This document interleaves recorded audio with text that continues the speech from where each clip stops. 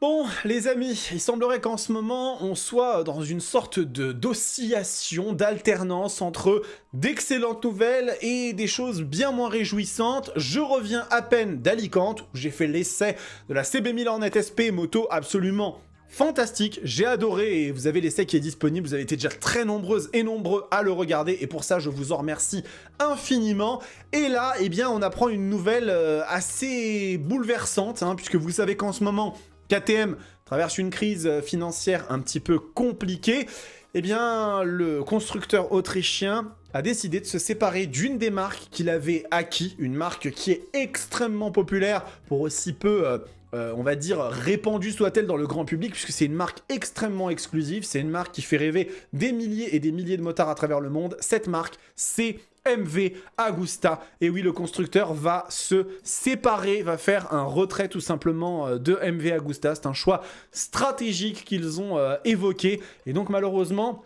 eh bien, la marque de Varese va se retrouver de nouveau dans une situation un peu délicate, puisque vous n'êtes pas sans le savoir, mais MV Agusta, c'est peut-être la marque moto établie et connue qui a eu le plus de difficultés dans son histoire, à de très nombreuses reprises, rachetée par des entrepreneurs, des investisseurs. Elle est passée entre les mains de Harley-Davidson, elle a eu des participations de la part de AMG. Enfin bref, ça a été une histoire, une épopée, c'est un vrai feuilleton l'histoire de MV Agusta. Et donc aujourd'hui, eh bien, on apprend effectivement que KTM va se retirer de MV, donc je vais vous en parler aujourd'hui. Bonjour à toutes et à tous, j'espère que vous allez bien. On se retrouve pour un petit Moto Bistro, émission consacrée à l'actualité du monde de la moto, dans laquelle eh bien, on traite des news qui sont excellentes comme de celles qui sont un petit peu moins réjouissantes. Donc on va y aller tout de suite. Si vous ne connaissez pas la chaîne, je vous invite à vous abonner puisque vous n'avez que des choses à y gagner. Toutes les news, les essais, les guides d'achat, on fait plein de trucs sur la Roadsters TV. Donc écoutez, n'hésitez pas. Donc on va prendre l'article de Paddock GP, ça a été relayé sur d'autres sources et d'autres médias, mais là en l'occurrence on prend celui-ci. Donc une breaking news, KTM qui lâche MV Agusta, qui n'est plus considéré comme un atout stratégique. Ça c'est extrêmement important, il faut le retenir dans la discussion et dans la réflexion. C'est que aujourd'hui, KTM, je ne vous refais pas tout le tableau, le constructeur est dans une situation extrêmement compliqué, avec des dettes montant jusqu'à 3 milliards d'euros, et eh bien il y a des choix qui doivent être faits, il y a un plan de restructuration qui doit être mis en place, KTM avait 90 jours pour le faire à compter du 29 novembre, donc ils sont bien dans une course pour essayer bien de trouver des solutions. Je vous parlerai peut-être dans une autre vidéo de Lewis Hamilton qui pourrait se porter bien acheteur de la partie compétition de KTM, mais c'est une autre news à traiter. Et donc, eh bien, il y a des arbitrages à faire, et parmi ces arbitrages, eh bien, ils ont décidé justement que MV Agusta ne serait plus une partie intégrante et importante de l'entreprise. Donc, le 9 décembre 2024, un séisme a secoué le monde de la moto. Tu m'étonnes, KTM a annoncé son retrait stratégique de MV Agusta lors d'une réunion tendue avec les syndicats. Encore une fois, tu m'étonnes. Le constructeur autrichien a clairement indiqué que la marque italienne n'était plus une priorité. Un tournant crucial donc pour MV Agusta avec une réunion décisive à la Confindustria Varese. Les syndicats locaux ont rencontré les représentants de KTM qui ont officiellement annoncé que MV Agusta ne serait plus considéré comme un actif stratégique par l'entreprise autrichienne, une décision qui implique une profonde réorganisation de la marque italienne et un retour à une gestion entièrement indépendante. Et pour le coup, MV Agusta, c'est quand même une marque absolument exceptionnelle. On peut pas dire le contraire, c'est peut-être la marque qui incarne le mieux la haute couture dans le domaine du deux roues, si on ne va pas chercher des marques beaucoup moins connues telles que Brough Superior ou Avington, qui sont vraiment encore peut-être au-dessus, mais tellement confidentiels que ça en devient presque des petits constructeurs indépendants. Là, MV Agusta, ça reste quand même une marque établie avec des machines totalement folles comme la Brutal 1000 ou la Brutal Rush, les Dragster, les Turismo Veloce, des sportives absolument dingues comme la F3, la Super Veloce, enfin vraiment des motos totalement dingues. Et donc, eh bien, aujourd'hui, ces machines, le problème de MV Agusta, c'est que il se base sur un modèle qui est quand même très difficile à maintenir sur le long terme, c'est celui de moto qui coûte extrêmement chers, qui visent un public extrêmement limité, et par conséquent, c'est très compliqué d'avoir un volume de vente qui soit suffisamment important.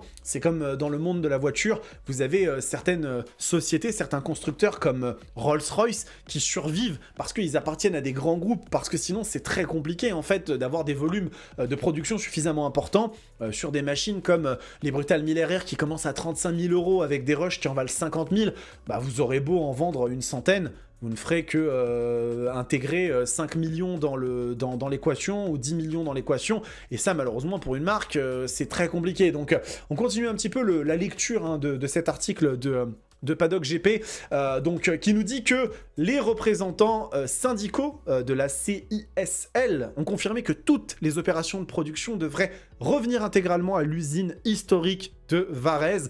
Le transfert des activités devrait s'achever d'ici fin mars 2025, dans un délai estimé à 90 jours, qui correspond un petit peu aux 90 jours du plan de restructuration de KTM, et bien que cet accord permette de réduire certains coûts, les dépenses globales resteront significatives. Malgré ces défis, l'entreprise italienne voit une opportunité de renouveau. Hein. Les premiers mois de 2025 seront consacrés à la vente des 2000 motos actuellement en stock en Autriche. Alors je vous rappelle que, pour vous donner un ordre d'idée, on a parlé d'une surproduction chez KTM et de construction de machines qui seraient gelées en janvier et en février. KTM actuellement c'est 130 000 motos en stock. Donc c'est une différence qui est quand même notable, mais sur des machines qui n'ont pas du tout le même prix. Et dans les 130 000 motos chez KTM, on intègre des petites 125, des 390, etc., etc. Donc à partir de la mi-mars, MV Agusta prévoit de lancer la production de 3000 nouvelles motos, tout en évitant de créer des stocks inutiles. L'entreprise vise une croissance accélérée sur 3 ans, espérant atteindre une stabilité durable d'ici fin 2027. Toutefois, KTM a souligné que l'année 2025 serait critique pour MV Agusta, marquée par des efforts intensifiés dans la gestion de la production et des ventes. Alors, j'avoue que ce discours, eh bien, de la part de MV Agusta, qui se veut être rassurant, me semble quand même assez intriguant, parce que je vais pas pour autant dire que la marque a toujours été sous perfusion, mais il y a quand même eu beaucoup de difficultés au long des années. Et là, avoir un discours dans lequel la marque se présente comme une opportunité de renouveau, le fait que KTM se retire, etc., je sais pas trop quoi en penser. Est-ce que c'est vraiment fait pour rassurer les investisseurs, le personnel chez KTM et chez MV Agusta surtout plutôt, ou est-ce que il y a une réalité derrière ça? On le verra avec le temps, mais j'avoue qu'effectivement c'est un discours un peu étonnant. Donc la rémunération, l'entreprise a assuré que le paiement du 13e mois de salaire ne serait pas affecté. En cas de difficulté, les coupes budgétaires commenceraient par les salaires des cadres avant de s'étendre à d'autres niveaux. Sur le front de l'emploi, un plan de solidarité à 80% sera mis en place, accompagné d'un programme de départ volontaire. Alors vous voyez, quand on parle de départ volontaire, un programme de départ volontaire, on peut quand même légitimement penser que l'entreprise n'ira pas au mieux et que c'est difficile d'aller de l'avant au niveau de la production, de la recherche et développement, de la mise au point de nouvelles machines, quand on a une part de l'équipage qui descend au prochain arrêt, au prochain port. Donc il y a quand même un discours qui est un petit peu mixte là-dessus. Toutefois, faute de ressources économiques suffisantes, il n'est pas prévu de prime pour les départs anticipés.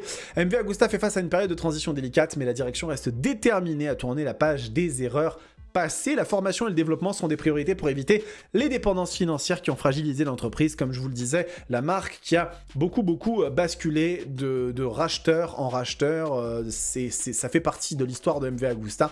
Et donc, MV entend relever ce défi et écrire un nouveau chapitre de son histoire centré sur l'innovation et la durabilité à long terme.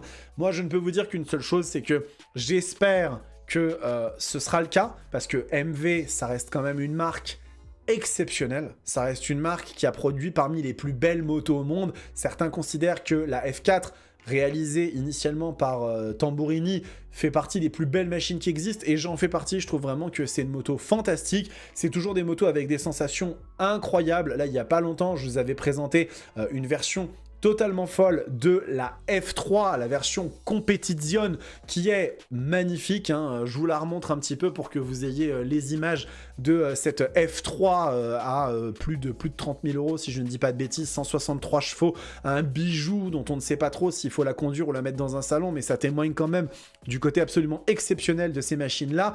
Et pour le coup, eh bien malheureusement, il semblerait que AMV va faire face à de nouvelles difficultés, donc on leur souhaite le meilleur, on espère vraiment qu'ils vont réussir à aller de l'avant et peut-être ne pas trouver encore un énième acheteur, un énième repreneur, mais bien s'en sortir de façon indépendante, c'est tout le mal qu'on leur souhaite, et bien en attendant, on continue à suivre la situation, et dès que j'ai des news, je vous tiens bien évidemment informé.